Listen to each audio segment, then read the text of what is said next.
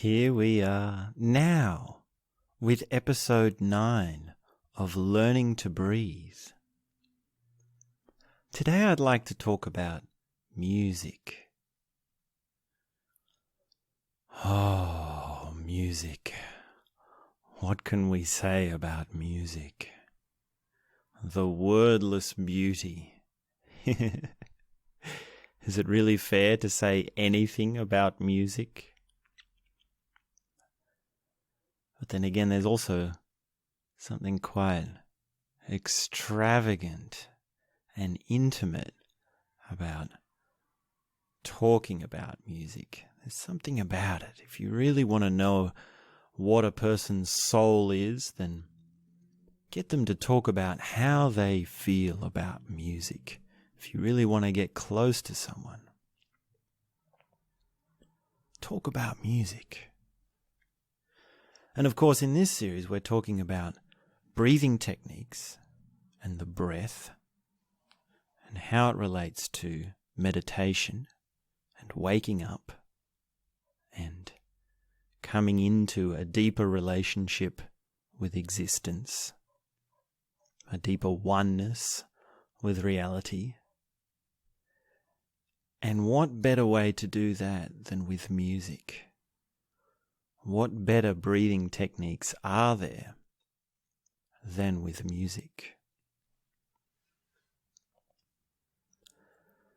Music is an expression of soul.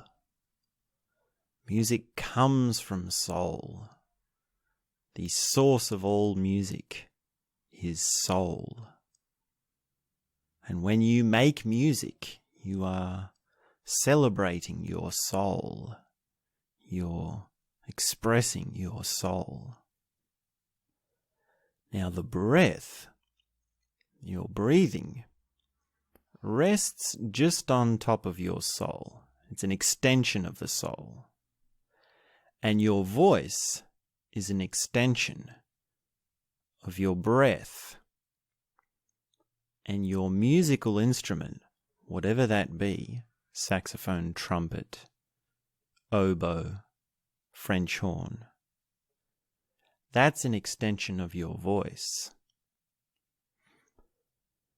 Now, even if you don't play a wind instrument and you're not blowing directly into your instrument to make a sound, as you are with woodwind or brass or reeds or bags or didgeridoos, your instrument is still an expression, an extension of your voice. So if you want to work on your instrument, work on your voice. And if you want to work on your voice, work on your breathing. And when we're working on our breathing, we're actually working on our soul. Have you figured that out yet? That all these breathing techniques bring us to more subtlety. They bring us to more detail. They bring us to something deeper that we can't exactly put into words.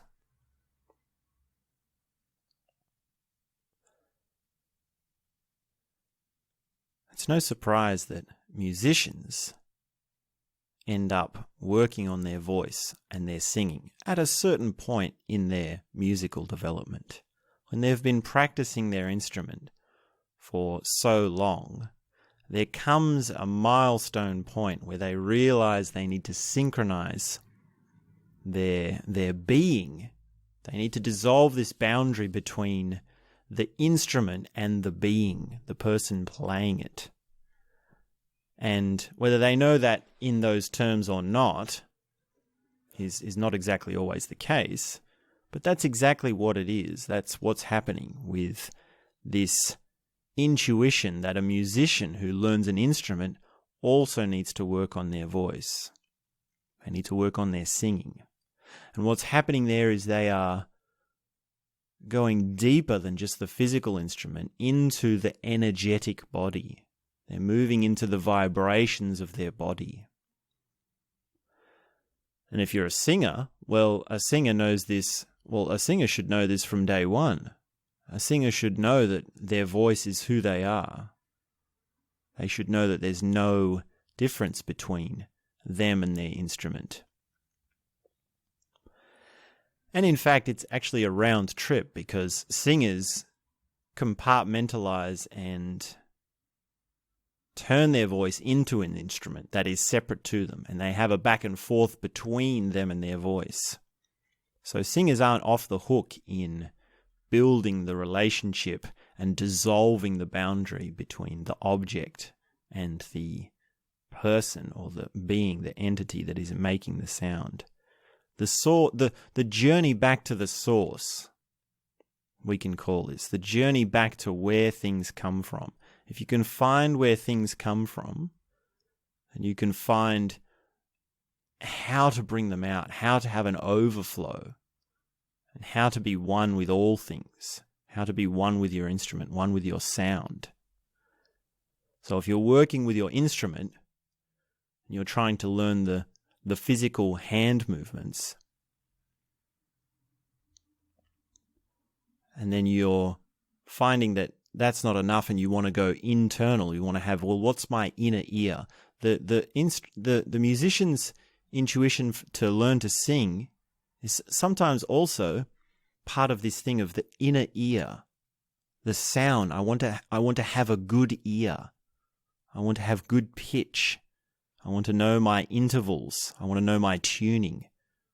I want to fine-tune my tuning, in a manner of speaking. And they do that by learning to sing. And when a musician learns to sing, well, then that opens up the world of phrasing. And there are musicians that are learning to sing along with the melodies in their pieces, even though they don't have a wind instrument. Say, for example, piano. There are pianists that sing along with the melody in order to get the phrasing, to have the happening of the phrasing. At least on one level. On another level, they're doing it to get closer to the instrument. On another level, they're doing it to be expressive. But synchronizing their instrument with their voice is a way of dissolving this boundary. And of course, you have to breathe to have phrasing. You have to have a breath. That's where phrasing comes from.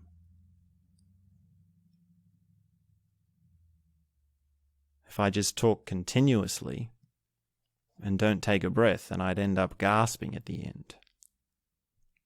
And yet, if you are a musician that plays an instrument that doesn't involve air coming into it to make it sound, you can just play continuously.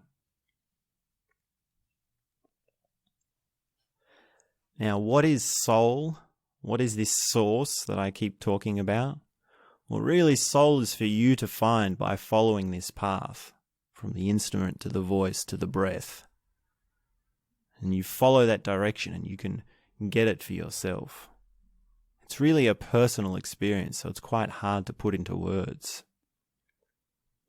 I mean, some people have tried to put it into words. There's a certain singer in the Red Hot Chili Peppers,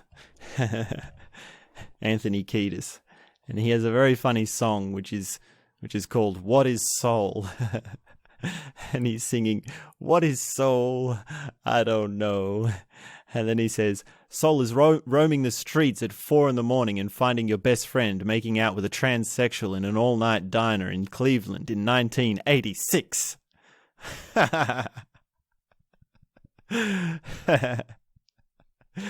So maybe that's what soul is. That's the answer. If you have to put it into words, Anthony Kiedis knew. I mean, he's a hell of a character. He's a hell of a life. I don't know if I would say he's got a lot of soul as such. He's got a lot of edge. I would say he's more of an edgy person than a soulful person. But whatever you want to say about him, he's an incredible human being. Very colourful life. Not all good. I wouldn't say it's all good. I mean, he's got that book, Scar Tissue, which is his autobiography, and just such a raging life, like the rock star lifestyle. And the things he gets into, I don't want to say too much about it, but that was a good answer to the question, what is soul? By Anthony Kiedis. So each note in music has a vibration to it, and each vibration has a part in the body. We've talked about this before when we've talked about music as a meditation technique or as an energy body technique. Just like the trumpet, when you blow it naturally with its open valves, has a note, I believe it's a B flat, so too does your body has a natural note. And you can get in touch with that. You can use that to awaken your vibrations. You can use it to awaken your muscles. And there's a lot of muscle therapy around vibrations. There's these packs that you can get that you plug them onto you, and they give you a slight electric. I don't know if it's an electric shock, but it's like a buzzing to sort of slightly massage the energy or the physical muscles. So that's a big leap for most musicians to make the connection between putting a therapeutic electric massager on your muscles to vibrate and relax them, to realizing that when you make a sound with your instrument, that sound is massaging your muscles. That's a big leap, because you have to be sensitive to every note and also sensitive to the parts of the body. So how many parts of the body are there? How many notes are there? Well, that's your work. That's how much you have to go through. Now, of course, with all awareness techniques, if you put it like that, it's a daunting project. There's so much to do. And the way around it is to narrow your focus. So what you do is you say, I'm going to work on just one note. And this is where the idea of long tones crosses over with sensitizing yourself to music. So you take a big breath and you blow out your instrument. You do the longest breath you can on one note. And then you do that again. You're taking these long notes. So much of like saxophone and brass instruments there, or all wind instruments, so much of it is worked on just the breath, the longness of the breath. And I don't know if it's always the case that musicians get it, that it's to be sensitized to sound. Because really, if you can learn the vibration of one note deeply, and you can form a powerful relationship just with one note, then that's going to open up all the other notes for you. When you do go to change into different notes, then that's going to make it all the more richer for you. So long tones is a common breathing technique in music. And usually when a teacher teaches a musician this, it's for, well, you've got to have good breath control. It's the attitude of, you've got to get good at your instrument. You've got to improve. You've got to build technique. This sort of attitude, this sort of idea is put into the student. Whereas really, sensitizing yourself to music through deeper breaths with your instrument and more space within each note, that's an awakening technique. It can be a relaxing technique if it's vibrating your body. It's just something deeper. It's so much deeper than you have to get better at your instrument. Like it always comes back to why you'd playing music in the first place. And this is the same with why are we doing these breathing techniques in the first place? Of course, it's to wake up the soul. It's to become more in touch with our soul and to live deeper. Now, there's a number of things you can do to analyze music with the breath, which is to go through the phrases. And if you're doing this and you're analyzing your music properly, then you're actually doing this anyway. But notice where the phrases happen and where the breaths happen, where you take a breath. And musicians even need to learn different lengths of breaths and speeds of breath. And there's this thing which is a ratio between a trance, what I'm calling here trance, or a change in music. So in trance music, or there's a genre of music called trance, but there's also trance, the broad term, which occurs in all styles of music, which is repetition. When you have a certain number of repetitions of something, and you're going over and over at the same pace, and it's exactly the same, repeating over and over again, you get put into a trance. You get lulled into something. And it's not repetitive as in, oh, this is boring, but it's repetitive as, oh, something is building. So repetition in music is such a fundamental part of the construction of music. It's part of the structure of music. So trance and change, and then of course the thing that happens with the trance is once you're into this pattern, then it'll change. And when it changes, that's the drama. That's where something clicks. That's where something opens. So if you're playing a passage, then you synchronize your breathing pattern with the repetitions. And I'm talking about small-celled repetitions and multiple repetitions, not repetitions of a section. If it's 8 bars or longer, that's not so much a trance. That's not going to be putting you into a repetition kind of state. But maybe on a very subtle level, that is what's happening there. Maybe that's what all repetition is this lulling you into something. So, I mean, it's quite hard to distinguish these compositional structural differences because they're so broad. But what's happening is when you're playing is you have a breathing pattern. You have a physical body pattern. Your fingers or your arms or whatever you're using to make your instrument make it sound is doing the same thing over and over again. And then you're breathing in the same place over and over again. So it's a breathing exercise without even knowing it. You're doing a controlled breathing exercise. And there's always this ratio or this spectrum of difference between trance and multiple repetitions on one end and then change on the other. Now, there is music where there's no repetition at all, seemingly. It might appear that it's chopping and changing all over the place. And that can be a very excited music. That can be a very...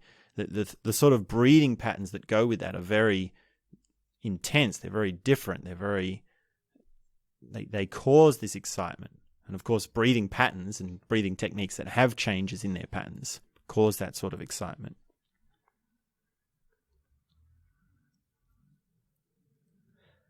There's also this thing which is the breath a singer takes as being part of the music and part of the expression. Now, if you listen carefully to recordings across a whole range of genres, this occurs, and you listen for where the singer is singing and whether there's the sound, like the gasp, and it's not a gasp as in it's very loud, but the sound they make when they breathe in, the singer breathes in. Now, in some genres, this has been omitted, it's been edited out. And of course, some singers do actually work on minimizing this and taking it out. But then in other genres, it's actually part of it. It's actually a real spice to the music, and it adds something. And it really adds, well, it's an expression of the soul. It's an expression of the emotion. It says something more about the being, the entity behind the voice, and even the entity behind the breath that is in that voice.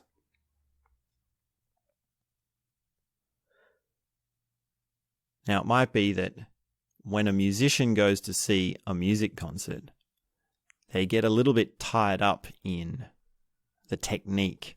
Now, this is one of the tricks or the downfalls of musicians, which is that the musician doesn't know how to be a non-musician. And it's an eternal conundrum. I mean, there's no way around it. But imagine this, that the saxophone player turns up to the show, that the student saxophone player, so he's watching the professional saxophone player, and he's thinking, wow, your breath control is amazing. Or even, wow, your tone is amazing. So the sound of your instrument is amazing. Your sound is amazing. Wow. That's something that musicians always say. Wow, you sound amazing. Not you play amazing music or your technique is great. It somehow seems deeper to say, oh, you sound amazing. How does he sound so good? How does he have such good breath control? How does he play so many notes? How does he have such deep breath and big breaths? Now, that's the musician who's caught up in the technique. That's the musician who's the student musician. He doesn't understand that it's an expression of soul. It's an expression of who he is. The master musician has dissolved these boundaries.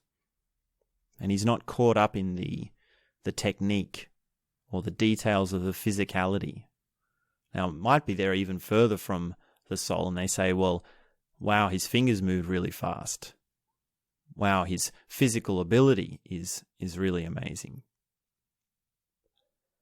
And of course, it's everything. It's a matter of how much depth do you see in what's happening with a musician on the stage?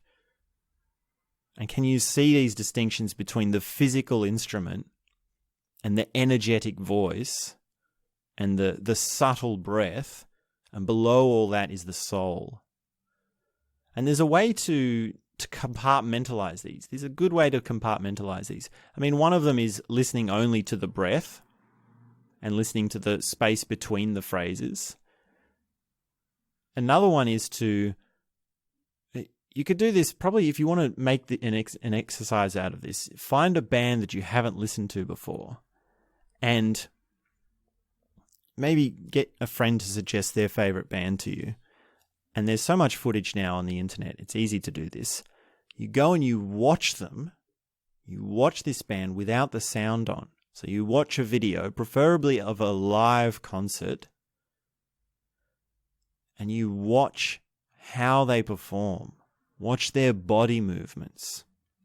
And if you can really have a friend who can work you out and get on board with this, then find it so that you don't know what the genre is.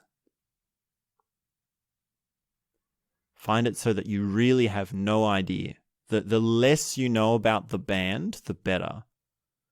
Don't know what periods it's from, don't know where they're from, don't know what genre they're from, don't know how famous they're from. Never heard anything like it. Never heard of them at all. And you watch the performance without the sound. It's a silent movie. You're watching a music performance. And really, if you're a musician, you can learn so much about stage presence from this. And really, if you're a musician, you should have stage presence as one of your practice. It's part of your practice regime, like it's a part of your philosophy to music. And of course, what's the secret to stage presence? It's the breath. It's breathing. What do you think all these megastars, these superstars are doing before they walk on stage? They're doing breathing exercises. How do they stay so relaxed? They breathe. How do they stay so energized? They breathe. Now, these two things of being relaxed and energized, the quickest way to get into those, to master those, is through the breath. So take a look at a band. If you can, watch an entire concert just looking at it without the sound, silent movie, and just see what you pick up on. And that will be training you to be aware of the visual and the physical of what's happening with music making. Now, of course, the same can occur where you only listen to the band and you don't watch them live. And I can remember a number of times in my musical development where I heard bands or musicians and I'd never known what they looked like, and I'd never known what a performance was like for them. And I'd listened to them for so long, and then when I actually saw it, I was like, whoa, something whole nother dimension opened up. This whole big thing, it was just like eye-popping. Your eyes pop out of your head, that sort of moment of when you see, like, so for the musician, the visual is the cue for the exact physical.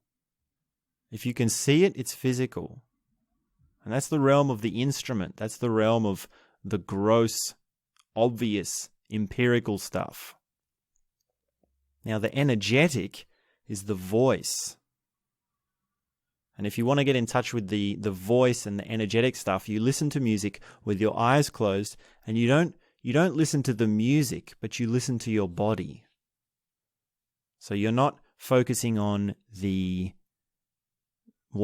technicality or the orchestration or the emotion that's coming from the musician or what they're trying to express or the lyrical content. None of that. You in a sense have no interest in the music per se, but it's your reaction to the music.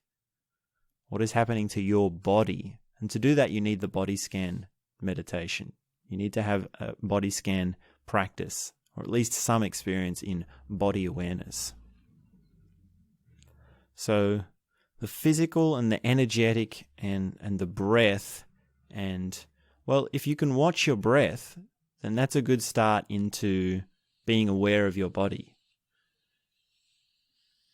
And a good way to do this sort of compartmentalizing of music is to watch the breath while you're listening to music and see what happens. Can you notice when the music changes, how your breathing changes? And that's really what a good composition is.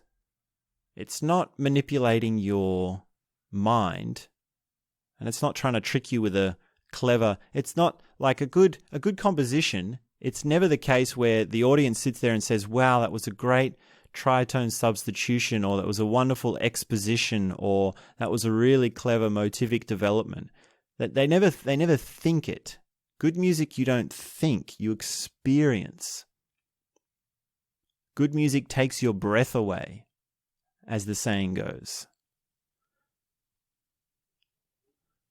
So a composition that can manipulate the breath, and also along with that the heartbeat, which is the rhythm, that's really going to be a moving composition. It's really going to do something for someone. It's going to have soul. If it can get inside your breathing, you can get inside the soul.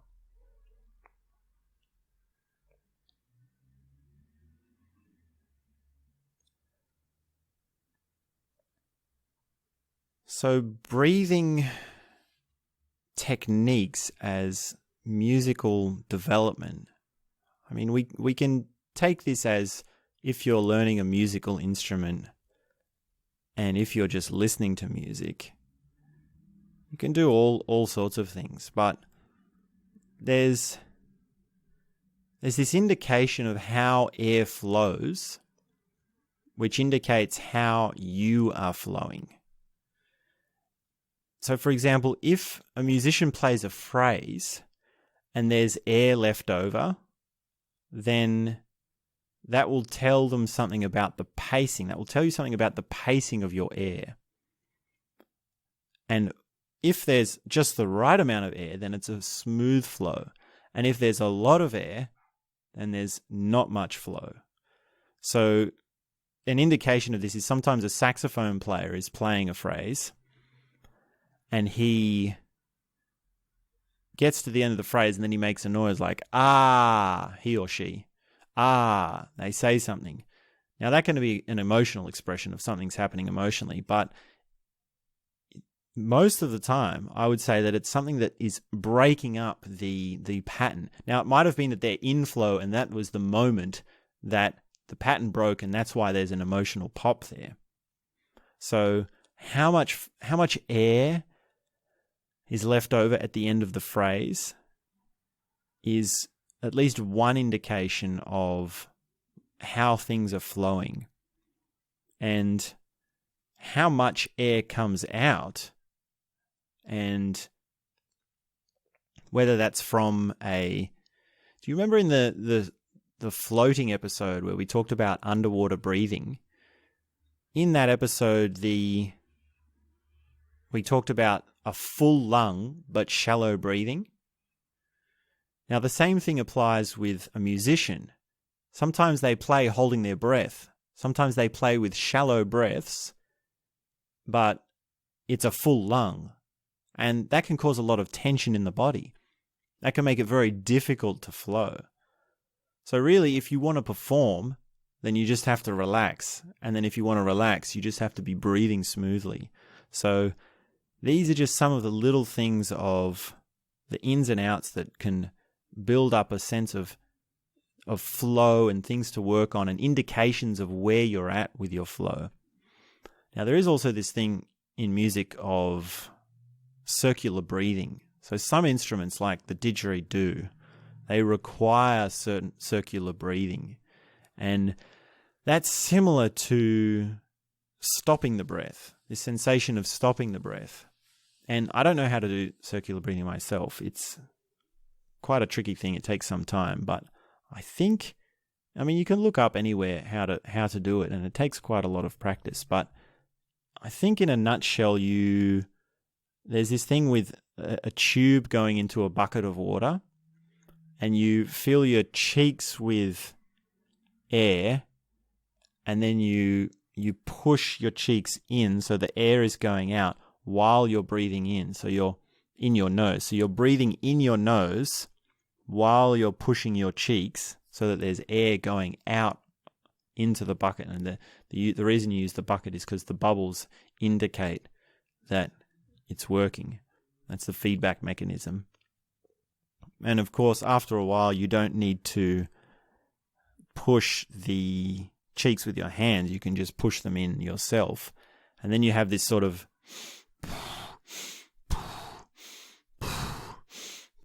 pattern, but the line, the blur, the difference is changing. It's getting closer and then overlapping. And if you really work at it and you're doing it for quite a while, then you get this circular breathing where there's air going in, you're sucking in your nose, and you're pushing out your mouth. And the didgeridoo players learn to do this. There's also a lot of trumpet players that do this. They learn, all sorts of wind players. They learn to do this so that... So you remember how we were talking about phrasing and how you have to take a breath to end the phrase? Well, they learn this circular breathing so they can do a continuous phrase and actually do it. And it's a dramatic effect. It's used as an effect for drama in the music. Even it's used as like a trance. It can be used as a trance technique of repetition, same thing over and over, and then wow. Is it ever going to end? Is it ever going to end? That sort of thing. So some musicians call it a bit of a party trick, and they say, oh, they're just showing off and it's just a gimmick. But music is full of techniques. It's just lots of little things that you put together, and if you use it musically, then what's the point? Like, what's the problem? I don't see the problem. I'd like to know what experientially it's like to have circular breathing. It might be that these musicians are thinking, wow, I'm so good at my instrument because I can do this. But I think the real deep musicians who have a sense of connection with breathing and their soul and their technique, and they're blurring this boundary between them and the instrument, when they do circular breathing, then wow, they get something very deep out of it.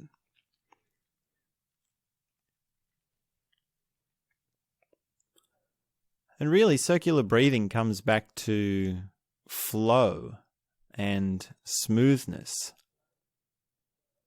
So a relaxation of the breath when you go out on stage has the same correlation as being relaxed between phrases.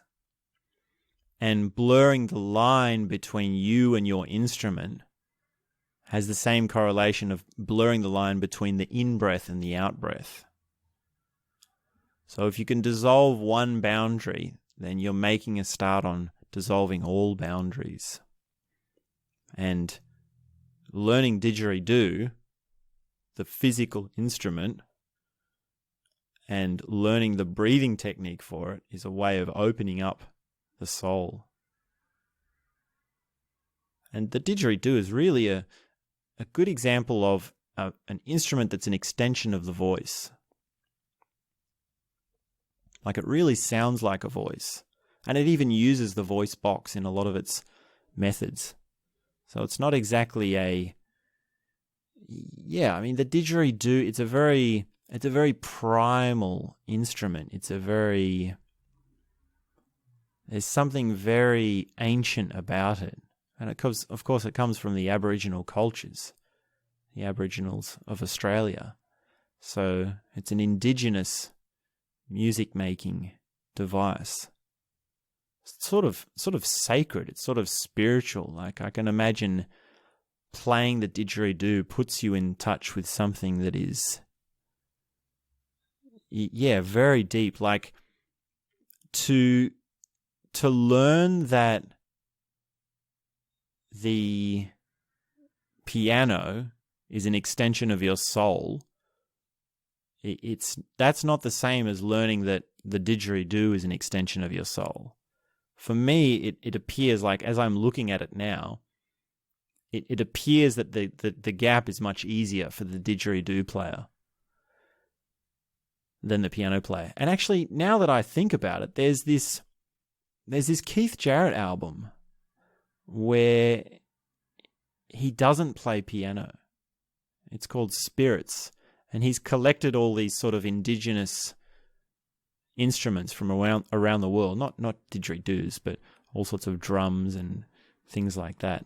So getting in touch with spirit, or soul, as we're calling it here, to express his soul, he found that he needed a different instrument. He found that there was something that would get him in touch with that much easier than the piano. And it's a very soulful album, that album, Spirits, by Keith Jarrett. And it was done at a time of great, well, he was having his chronic fatigue syndrome, I believe. He couldn't actually play the piano. So this man has this soul, Keith Jarrett has this soul, this connection with his soul, and he realizes that he can't express it with the piano, but still he has this energy flowing through him and it needs to come out somehow. So he does it with these other instruments, these primal instruments. Now I'm thinking maybe, was it when he had his fatigue? I don't know exactly when he made this album. I don't know what was happening in his life. I might be a bit rusty on my Keith Jarrett trivia, but look it up. Just look up the album, and that's the point. The point of this is that there's some instruments which are, all instruments are an extension of the soul, but some are more direct than others.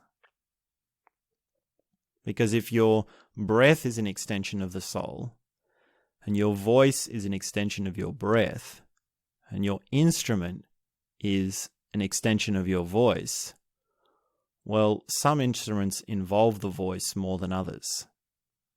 And some voices involve the breath more than others.